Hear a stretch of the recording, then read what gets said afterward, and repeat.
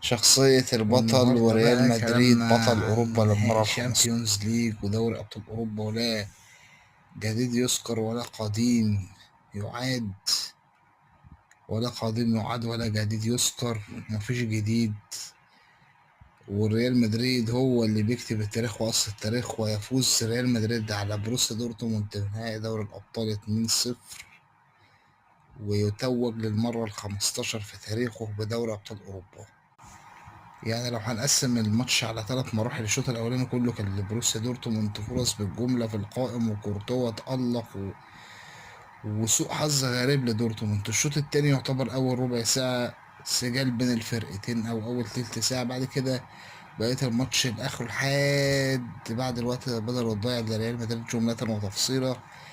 شخصية البطل ظهرت، وصول للمرمى كتير، إحراز هدفين و2